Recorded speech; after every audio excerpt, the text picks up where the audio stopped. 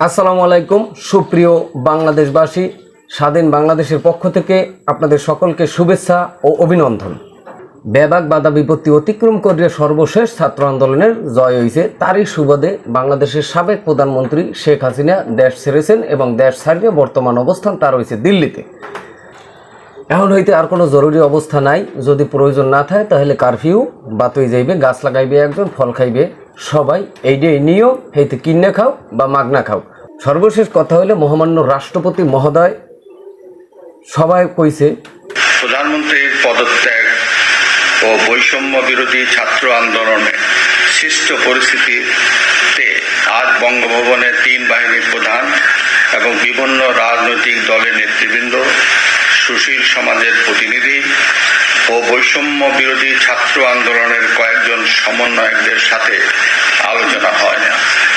শুরুতেই সেনাপ্রধান বিরাজমান সার্বিক পরিস্থিতি ও রাজনৈতিক দলগুলোর সাথে তার আলোচনা সম্পর্কে আমাকে অবহিত করেন।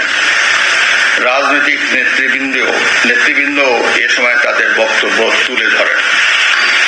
সভায় বৈষম্য বিরোধী ছাত্র আন্দোলনের নিহত শহীদদের স্মরণে শোক প্রস্তাব গৃহীত হয়।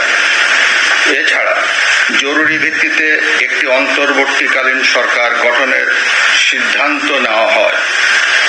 সকল দল ও অংশীজনদের সাথে আলোচনা করে গঠিত অন্তর্বর্তীকালীন সরকার যত দ্রুত সম্ভব নির্বাচনের ব্যবস্থা করবে।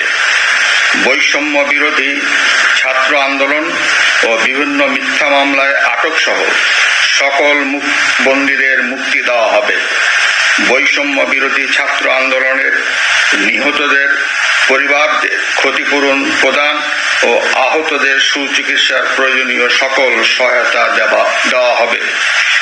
সর্বসম্মতিক্রমে বিএনপির চেয়ারপারসন বেগম খালেদা জিয়াকে মুক্তি দেওয়ার সিদ্ধান্ত নেওয়া হয়। প্রিয় দেশবাসী, আমি দেশের আইন শৃঙ্খলা পরিস্থিতি স্বাভাবিক করতে এবং লুপ্তরাজ ও ধ্বংসাত্মক কর্মকাণ্ড বন্ধ করতে রাজনৈতিক দলগুলোর প্রতি আহ্বান জানাচ্ছি। সেনাবাহিনী প্রধান জেনারেল ওয়াকারুজ্জামান সকল হত্যাকাণ্ডের বিচার হইবে এবং আগামী 24 ঘন্টার মধ্যে অন্তর্বর্তীকালীন সরকার গঠন করা হইবে এবং অন্তর্বর্তীকালীন সরকার গঠন করার পরেই নির্বাচন দেওয়া হইবে। উক্ত সভায় তিন বাহিনীর প্রধান এবং বিভিন্ন রাজনৈতিক দলের নেতৃবৃন্দ সহ ছাত্র আন্দোলনের সমন্বয়কারীরাও উপস্থিত আনলে পার্লামেন্ট ভেঙে দিয়ে অতি দ্রুত একটি ইন্টারিম গভর্নমেন্ট অন্তর্বর্তীকালীন সরকার গঠন করা হবে নির্দলীয় সরকারদেরকে নিয়ে। আজকে সিদ্ধান্ত হয়েছে যে দেশনেত্রী বেগম খালেদা জিয়াকে অবিলম্বে কোনো কালক্ষেপ না করে তাকে মুক্তি দেওয়া হবে।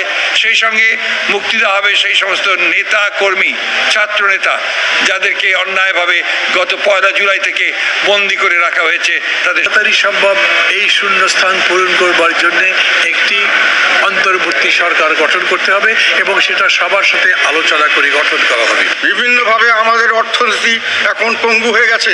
আমাদের এখন মানুষের কাছে যদি আমরা ধার করতে যাই, সেটাও ধার অনেকে দিবে না। আমাদের উক্ত সভায় আরও যে বিষয়টি উল্লেখ করা হয় সেটা হয়েছে বিএনপি চেয়ারপারসন খালেদা জিয়ার অবিলম্বে মুক্তি দেওয়া হইবে, সাথে সকল রাজবন্দীদের মুক্তি দেওয়া হইবে এবং এই বৈঠকে মহামান্য রাষ্ট্রপতি মহোদয়ের অনুরোধ যে কোনো নৈরাজ্য, ভাঙচুর, অগ্নিকাণ্ড সহ জনসাধারণের জান ও মালের কোনো ক্ষয়ক্ষতি না করার অনুরোধ জানাইছে, অর্থাৎ আহ্বান জানাইছে সকল স্তরের জনগণের প্রতি।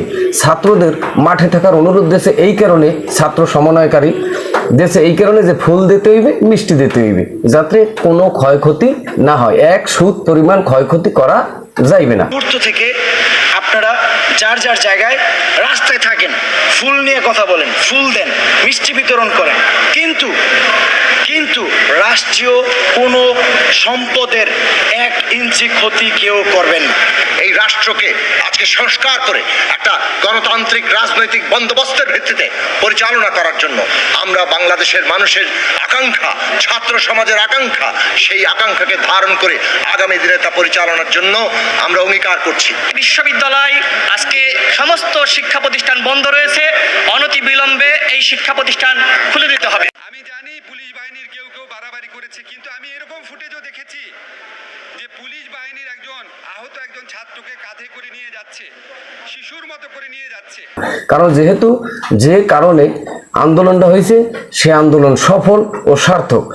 সার্বক্ষণিক মাঠে অবস্থান করবে সেনাবাহিনী সহ অন্যান্য বাহিনীর যত সম্মানিত ভাইরা আছে তারাও কোনো অগ্নিকাণ্ড, গোলাগুলি বা অহেতুক হয়রানি করবে না। যেহেতু তারা কোনো হয়রানি করবে না, সেহেতু জনসাধারণের প্রতি উদাত্ত আহ্বান মহামান্য রাষ্ট্রপতি মহোদয় সহ সেনাবাহিনীর প্রধান এবং যত রাজনৈতিক নেতৃবৃন্দ আছে এবং ছাত্র সমন্বয়কারী যারা আছে তাদের সকলের উদাত্ত আহ্বান জনসাধারণের প্রতি, তারা যেন অহেতুক এই নৈরাজ্য, ভাঙচুর, অগ্নিকাণ্ড, মানুষের জানমালের ক্ষয়ক্ষতি এবং দেশের সম্পদের আর কোনো ক্ষয়ক্ষতি না করা হয়, এই জন্য সকলের প্রতি আহ্বান জানানো হয়। আমরাও এতে খুশি, কারণ হয়েছে এরকম সম্পদ নষ্ট করলে আমাদেরই ক্ষতি।